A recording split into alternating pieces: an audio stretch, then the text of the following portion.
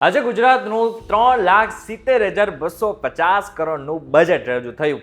આમ જોઈએ ને તો ગુજરાતના બજેટ વિશે આપણે બહુ બધું નથી જાણતા હોતા. દેશનું જ્યારે બજેટ રજૂ થતું હોય છે ને ત્યારે આપણે જે ચેનલ હોય છે ને, ન્યૂઝ ચેનલ હોય છે ને, એની સામે બેઠા હોય છે અને કલાકો સુધી સાંભળતા પણ હોય છે. પરંતુ જ્યારે ગુજરાતનું બજેટ રજૂ થાય છે ત્યારે આપણને એટલો બધો રસ નથી હોતો. પરંતુ પ્રશ્ન એ થાય છે કે આજના જે ગુજરાતના બજેટ છે ને એમાં ઘણી ખાસ વાત હતી, જેમાં મિડલ ક્લાસ, ખેડૂત અને જે લોકો બેરોજગાર છે ને એમના માટે ઘણી મોટી જાહેરાત હતી. આજનું બજેટ તમે નથી જોયું ને તો કોઈ જ વાંધો નથી. આજનો અમારો આ વિડીયો જોઈ લેશો ને એટલે આજના બજેટમાં તમારા માટે શું ખાસ છે ને એ બધી જ વાતની તમને ખબર પડી જશે. એટલા માટે થઈને આ વિડીયો એકવાર પૂરો જોઈ લેજો.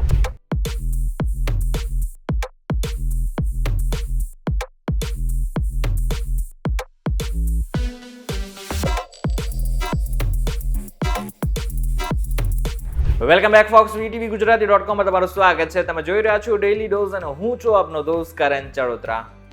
આજે નાણામંત્રી કનુભાઈ દેસાઈએ સતત ચોથી વખત ગુજરાત રાજ્યનું બજેટ રજૂ કર્યું હતું અને બજેટ પણ હતું 3,70,250 કરોડ રૂપિયાનું. પરંતુ જેટલી પણ મોટી જાહેરાતો છે ને એની સૌથી પહેલા વાત કરી લઈએ.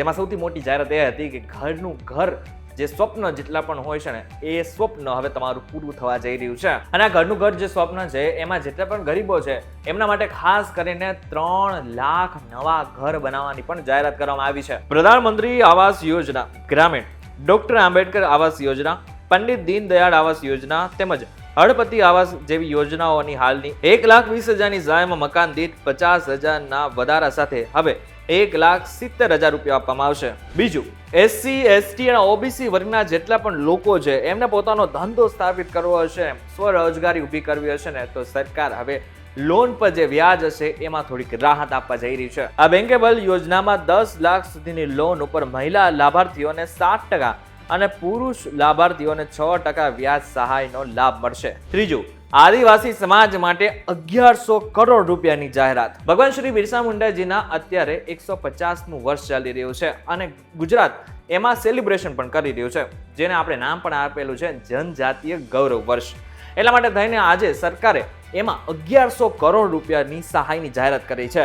એટલે કે આગળના સમયમાં જે આદિવાસી સમાજ છે એમાં રોજગારી ઉત્પન્ન કરવી હોય, લોન માટે અરજી કરવી હોય, આની સાથે સાથે શિક્ષણથી લઈને જેટલી પણ વસ્તુઓ છે કે જે આદિવાસીના સર્વાંગી વિકાસ માટે થઈ શકે છે એટલા માટે થઈને હવે ગુજરાત સરકારે એના માટે 1,100 કરોડ રૂપિયા ફાળવી નાખ્યા છે. ચોથું, જે 60% દિવ્યાંગ છે ને એ બધા જ લોકો માટે ખાસ દર વર્ષે 12,000 રૂપિયા સરકાર આપશે. હવે આ યોજના જે છે એ ગુજરાતમાં પહેલેથી જ હતી અને એનું નામ હતું સંત સુરદાસ યોજના, જેમાં 80%થી ઉપરના જેટલા પણ દિવ્યાંગ ભાઈ બહેનો હતા ને એમને આ સહાય કરવામાં આવતી હતી. પરંતુ 80%થી ઘટાડીને હવે 60%થી ઉપર જેટલા પણ દિવ્યાંગ ભાઈ બહેનો છે એમને વાર્ષિક રૂપિયા 12,000 રૂપિયાની સહાય કરવામાં આવશે. પાંચમું, સરકાર 5 લાખ નવી રોજગારીનું નિર્માણ કરશે.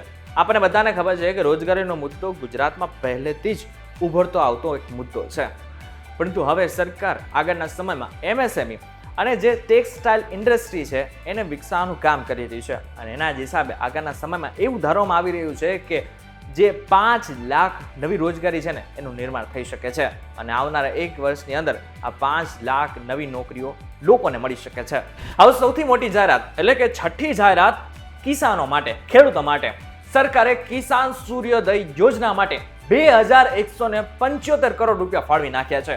આપણે બધાને ખબર છે કે રાત્રે આપણા ખેડૂત ભાઈઓને ઘણી જગ્યાએ વીજળી નથી આવતી. એટલા માટે થઈને તેઓ જ્યારે રાત્રે પાણી વાળવા જતા હોય છે ત્યારે જીવજંતુઓ કરડવાનો સૌથી વધારે ડર હોય છે.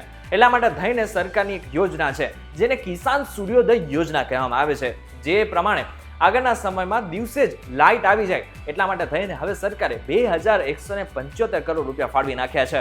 આ યોજના હેઠળ રાજ્યના 16,683 એટલે કે 97% ગામડાઓમાં ખેડૂતોને દિવસે વીજળી આપવામાં આવશે. તો આ તો કેટલી મોટી જાહેરાતો હતી, પરંતુ અમુક એવી જાહેરાતો છે કે જે આગળના સમયમાં તમે સાંભળશો તો તમને થશે કે ગુજરાતમાં કંઈક હજુ પણ નવું થવા જઈ રહ્યું છે. જેમાં યુવાનો ઉચ્ચ અભ્યાસ મેળવી શકે તે માટે અલગ 10 જિલ્લાઓમાં કુલ 20 સ્થળોએ સમરસ કુમાર અને કન્યા છાત્રાલય બાંધવામાં આવશે. આ સાથે યુવાનોને શિષ્યવૃત્તિ મળી રહે અને આગળ ભણી શકે એટલા માટે થઈને 81 લાખ લાભાર્થીઓને શિષ્યવૃત્તિ આપવા માટે 4,827 કરોડની ફાળવણી કરવામાં આવી છે. આ સાથે એસટી બસની વાત કરવામાં આવે તો 1,450 ડિલક્સ અને 450 મિની બસ એમ કુલ 1,850 નવી બસ, 200 પ્રીમિયમ એસી બસો અને 10 કાર વાન મુકાશે. આગળના સમયમાં જ્યારે ખેડૂતોને ટ્રેક્ટર લેવું હશે તો હાલની સહાયમાં વધારો કરીને એને 1 લાખ કરી નાખવામાં આવી છે. આ સાથે મહિલાઓ માટે ખાસ નવી યોજના લાવવામાં આવી છે, જેનું નામ પાડવામાં આવ્યું છે સખી સાહસ યોજના, જેમાં ખાસ કરીને 100 કરોડ રૂપિયાની ફાળવણી કરવામાં આવી છે. જેમાં મહિલાઓને જો ધંધો કરવો હોય, આત્મનિર્ભર બનવું હોય તો એમના માટે સાધન સહાય, લોન ગેરંટી તથા તાલીમ આપવામાં આવશે. અને છેલ્લું અને સૌથી મહત્વનું, શિક્ષણ માટે સરકારે 59,999 કરોડ રૂપિયા ફાળવી નાખ્યા છે. આ સાથે એક જાહેરાત એ પણ કરવામાં આવી છે કે આગળના સમયમાં જેટલા પણ માધ્યમિક અને ઉચ્ચ માધ્યમિક શાળાઓમાં જે ભરતી બાકી છે, શિક્ષકોની ભરતી બાકી છે, એ ટૂંક જ સમયમાં થઈ શકે છે. હવે આ બધું જ હવે તમે જાણી લીધું છે. ઇન શોર્ટ હવે તમને એ ખબર પડી ગઈ છે કે આજના બજેટમાં ખાસ તમારા માટે શું હતું. મિડલ ક્લાસ હતા તો તમારા માટે શું નવું છે, કિસાન એટલે કે ખેડૂત છો તો તમારા માટે કઈ જાહેરાત કરવામાં આવી છે, બેરોજગાર છો તો તમારા માટે કઈ જાહેરાત કરવામાં આવી છે, એ બધી જ વાતની જાણ હવે તમને થઈ ગઈ છે. વિડીયો પસંદ આવે છે તો વિડીયો લાઈક અને શેર જરૂરથી કરજો. તો આવા જ ઇન્ફોર્મેટિવ વિડીયોઝ માટે PTVGujarati.com સાથે જોડાતા રહેજો.